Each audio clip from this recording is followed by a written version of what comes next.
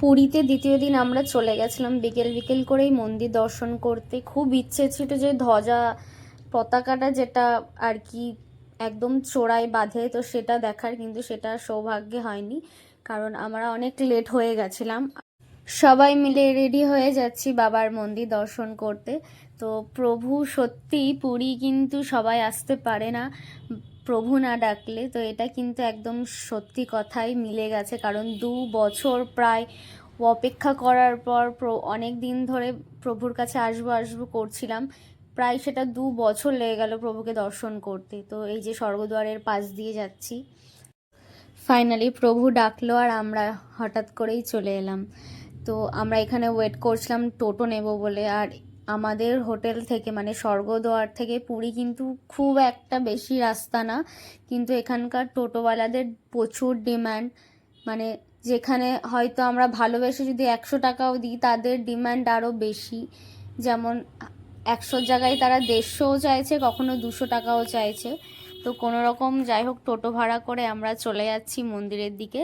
আর পুরী মানেই তো গজা, এই যে গজার সম্ভার। পুরীর মন্দিরে ঢোকার আগেই কিন্তু আমরা একটা ছোট মন্দির দেখে নিয়েছিলাম, সেটাও দর্শন করে এখন প্রভুর মন্দিরের দিকে যাচ্ছি। ওই যে দূরে প্রভুর মন্দির। আমরা গত 2 বছর যখন এসছিলাম তখন এত সুন্দর সাজানো ছিল না, এত সুন্দরভাবে গাছপালা লাগানো, প্রচুর ফুল গাছ, মানে পুরো একটা হেভেনের মধ্যে দিয়ে তুমি প্রভুকে দর্শন করতে পারবে।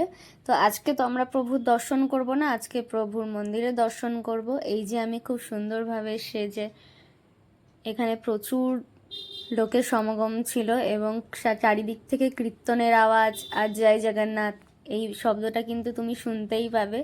সত্যি বলতে আমি যতবার আসি না কেন পুরী আমার কাছে অতীব প্রিয়। মানুষ অনেক দূর দূর থেকে কিন্তু তার একটা দর্শন পাওয়ার জন্যই কিন্তু ছুটে আসে। তো আমরাও সেইভাবেই ছুটে গেছিলাম।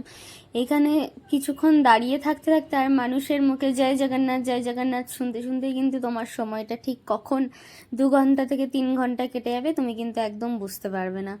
তো এখানেই দেখছো কীর্তনিয়া দল প্রভুর নাম করতে করতে যাচ্ছে। তো আমরা অনেকক্ষণ ধরে ওখানে দাঁড়িয়েছিলাম, ছবি ভিডিও নিয়েছি, প্রভু জয় জয় গান শুনছিলাম ওখানে দাঁড়িয়ে। তো এই বিকেলের মুহূর্তটা একটা আলাদা রকম অনুভূতি দেয় এই মন্দিরের সামনে দাঁড়িয়ে।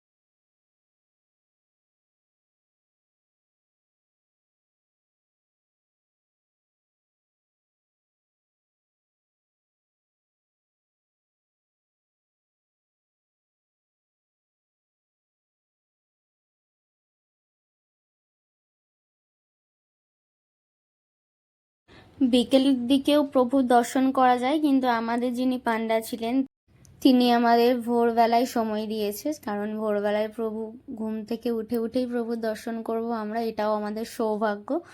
তো আমরা এখন বেরিয়ে যাচ্ছি আমাদের হোটেলের দিকে। আবার একটু ভালোভাবে প্রভুর মন্দিরটা একটু তোমাদের ঘুরিয়ে দেখিয়ে দিচ্ছি। আর অবশ্যই কিন্তু কমেন্টে বলবে জয় জগন্নাথ।